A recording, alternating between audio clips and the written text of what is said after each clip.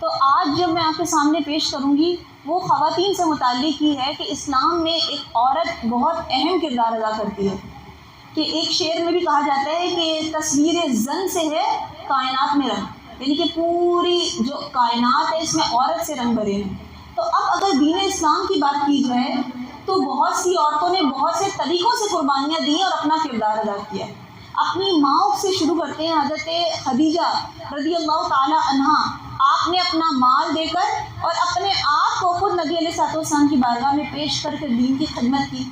پھر حضرت عائشہ رضی اللہ تعالی عنہا کی بات کی جائے تو حضرت عائشہ رضی اللہ تعالی عنہا علمی بصیرت پر اتنا بڑا فیض امت کو پہنچا گئی کہ بڑے بڑے محدث فقہاء آپ سے علم سیکھنے آیا کرتے تھے۔ ابو ہریرہ رضی اللہ تعالیٰ عنہ اتنا بڑا نام ہے، وہ بھی آپ سے احادیث لے رہے ہیں۔ اسی طرح حضرت عمر جیسے جلیل القدر صحابی کسی معاملے میں پھنس جاتے ہیں، حضرت عائشہ رضی اللہ تعالیٰ عنہ کی بارگاہ میں آتے ہیں۔ تو عورت کو اللہ تعالیٰ نے بہت بڑا ملکہ عطا کیا ہے کہ وہ کسی میدان میں بھی پیچھے نہیں ہے۔ آج عورت اپنے آپ کو اگر کسی میدان میں آگے لانا چاہ رہی ہے تو وہ بے حیائی ہے، برائی ہے، فسق و فجور ہے یا پھر فتنہ انگیزی ہے۔ تو اب آج آئیے دیکھیے میدان جنگ میں بھی عورت کسی سے پیچھے نہیں ہٹی۔ آپ کے سامنے جس عورت کا ذکر میں کرنے لگی ہوں ان کا نام ہے خولہ بنت الازور رضی اللہ تعالی عنہا۔ یہ میدان جنگ میں کس بہادری سے جا کر لڑی ہیں کہ ان کے بارے میں آتا ہے کہ جب ان کو پتہ چلا ان کے بھائی حضرت زرار رضی اللہ تعالیٰ عنہ کو پکڑ لیا گیا ہے، قیدی بنا لیا رومیوں نے، تو یہ ہم عام عورتوں کی طرح نہیں کہ اگر بھائی کی کسی پریشانی میں یا اپنے والد کو کسی پریشانی میں دیکھا تو آنسو بہانا شروع کر دیے یا پھر کیا کیا رو دھو کر اور اپنا بیٹھ گئی، کوئی عملی کام نہیں کیا۔ لیکن انہوں نے عورتوں کی طرح والا کام نہیں کیا۔ کیا کیا؟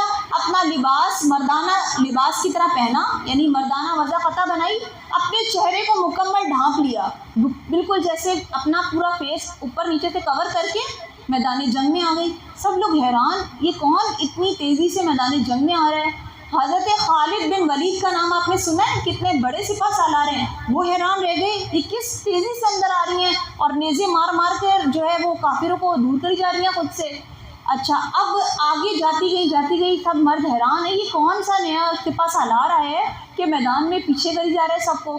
پھر حضرت خولہ جب اپنے بھائی تک پہنچی ہیں ان کو دیکھا، پھر حضرت خالد بن ولید جو ہیں وہ دیکھنے آئے کہ یہ کون سا سپاہ سالار ہے۔ جب وہ پاس پہنچے ہیں پوچھا کہ تم کون ہو اور کس طرح اس میدان میں آئے ہو اور کس طرح پچھاڑی جا رہے ہو؟ تو انہوں نے پھر بتایا کہ مجھے میرے بھائی کا علم ہوا، میں اپنے بھائی کو رومیوں کی قید سے چھڑانے کے لیے یہاں آئی ہوں، اس لیے میں نے یہ لبادہ اختیار کیا ہے۔ تو اس طرح اللہ نے ان کی مدد کی اور انہوں نے میدان جنگ سے اپنے بھائی کو چھڑایا۔ تو یہ ایک واقعے کی صورت میں نہیں ہے، یہاں سے بہت سی اہم باتیں ہمیں سیکھنے کو مل رہی ہیں۔ دیکھیں، عورت کو میدان جنگ میں بھی پردے کے ساتھ جانے کی اجازت دی گئی ہے، جا سکتی ہے اپنے پردے کا اہتمام کر کے۔ فی زمانہ بھی بہت سے طریقوں سے جنگ ہو رہی ہے، کیا صرف تلوار سے جنگ ہو رہی ہے؟ نہیں، عورت جو ہے وہ کیا اپنا جنگ میں حصہ نہیں ملا سکتی؟ یقیناً ملا سکتی ہے، علم سیکھ کر، اپنے عمل کے ذریعے، اپنی اولاد کو دین سکھا کر، انہیں ایک بہترین اپنا امت کا شاہکار بنا کر اپنے حصہ ملا سکتی ہے۔ اور یہاں سے یہ بھی پتہ چلا کہ عورت نے اپنے پردے کا کتنا اہتمام کیا۔ آپ ایسے بھی جا سکتی تھی اپنے بھائی کو چھڑانے میں، اور صنف نازک کی تو ہر کوئی بات دیکھتا ہے کہ بھئی یہ عورت ہے، اس کو آگے جگہ دے دو، جانے دو۔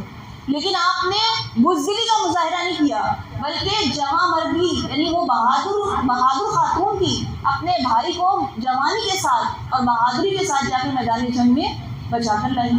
اور یہاں سے یہ بھی پتہ چل رہا ہے کہ عورت کو کسی میدان میں بھی کمتر نہیں سمجھنا چاہیے، اپنے ایمانی جذبے کو سامنے رکھتے ہوئے مردوں کے شانہ بشانہ چلے۔ آج عورت ملین مارچ کرتی ہے یا پھر اپنے آپ کو پلے کارڈز لے جا کر کہتی ہے کہ ہمیں ہمارے حقوق دو۔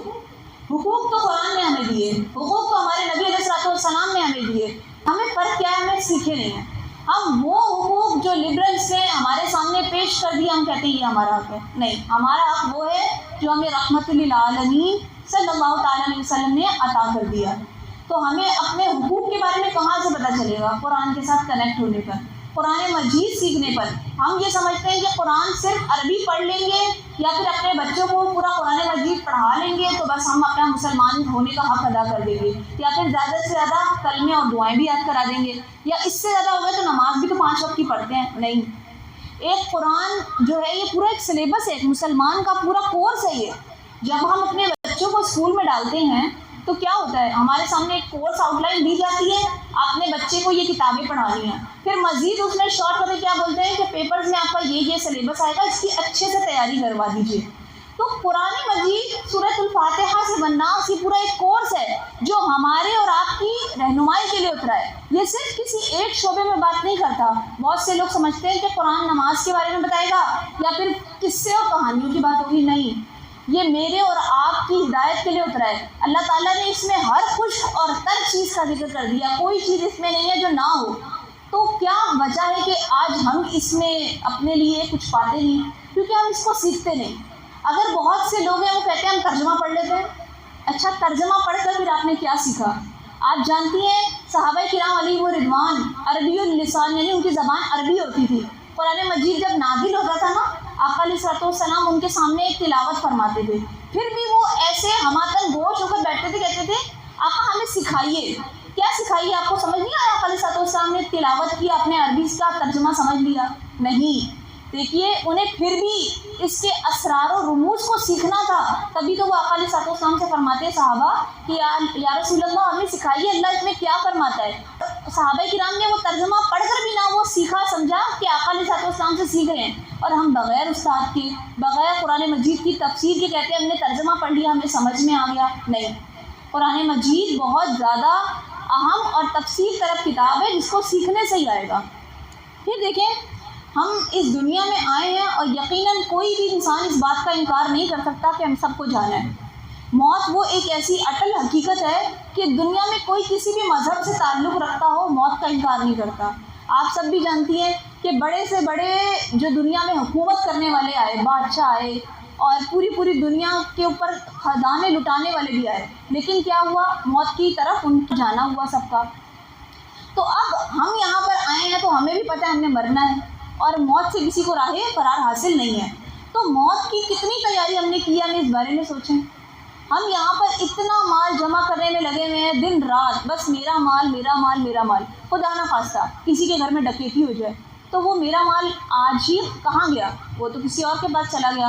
اور اللہ نہ کرے کسی کو حادثاتی طور پر ایکسیڈنٹ ہو جائے اور وہ مفلوج ہو جائے، اس پہ کتنا پیسہ علاج میں لگے گا.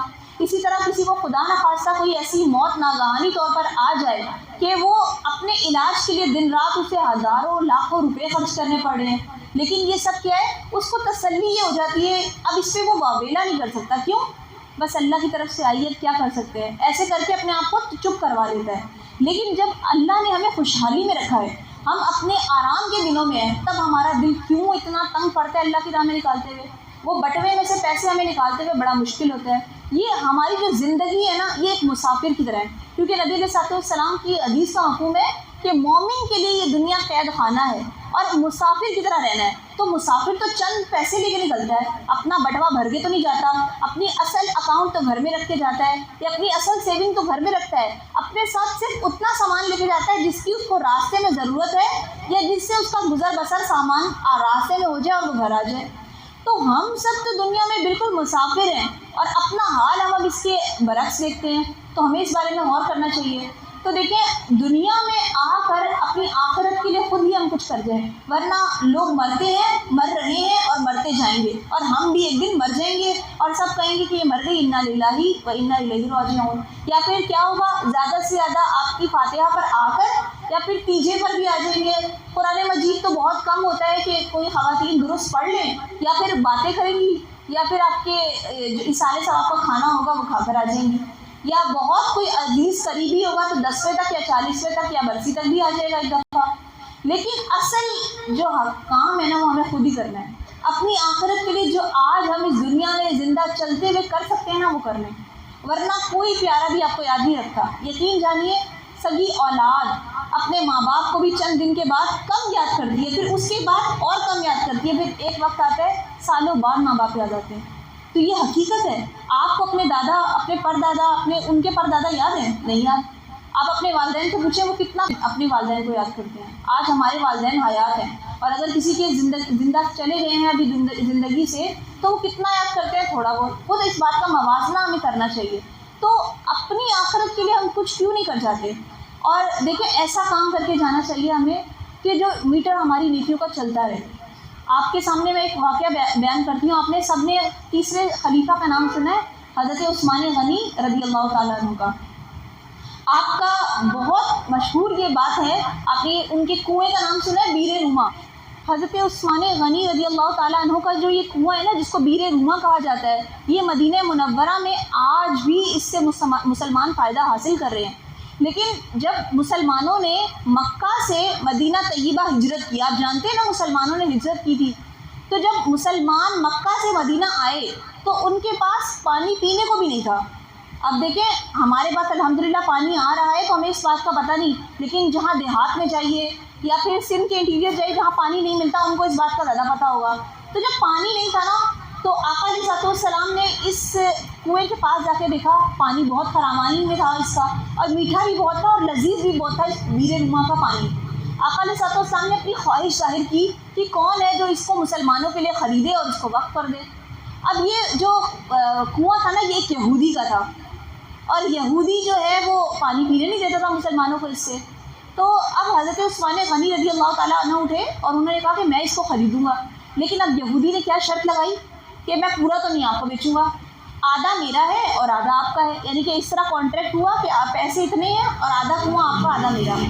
ایک دن آپ کی باری، ایک دن یہودی کی باری۔ تو جس دن حضرت عثمان غنی کی باری ہوتی تھی تو آپ نے یہ اعلان کیا کہ پورے مدینے کے لیے پانی مفت ہے آج۔ تو اب جتنے زیادہ سے زیادہ مسلمان آ کر پانی پی لیتے، اپنے برتن بھر لیتے، اپنے جانوروں کو پلا لیتے۔ اب اگلے دن یہودی کی باری آتی تو کوئی بھی نہ آتا۔ تو اس طرح یہودی پریشانی میں آ گیا، اس کا جو ہے وہ بزنس خراب ہو رہا تھا۔ تو پھر اس نے تھک ہار کر حضرت عثمان غنی رضی اللہ تعالیٰ عنہ کو جو کنواں ہے وہ عطا فرما دیا۔ اب یہاں سے مسلمانوں نے اس بیر روما، اس کنویں سے اتنا فائدہ حاصل کیا۔ آپ دیکھیں وہ پانی کا کنواں تھا، اللہ نے اس پانی کے کنویں میں اتنی برکت عطا فرمائی کہ اس کے اطراف میں پورا کھجوروں کا باغ بن گیا۔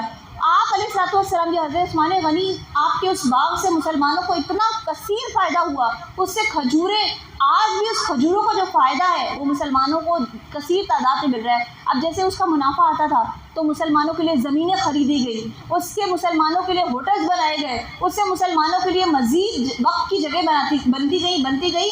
تو آج بھی حضرت عثمان غنی کے نام پر مدینہ طیبہ میں اکاؤنٹ کھلا ہوا ہے کہ جو مسلمان اس باغ میں سے لے رہا ہے، اس کنویں میں سے پانی لے رہا ہے یا ان ہوٹلز میں جا رہا ہے، تو کیا یہ حضرت عثمان غنی کا وہ صدقہ جاریہ والا کام نہیں کہ آج 1400 سال گزر چکے ہیں لیکن آج بھی آپ کے نام کا اکاؤنٹ وہاں اسی طرح جاری و ساری ہے۔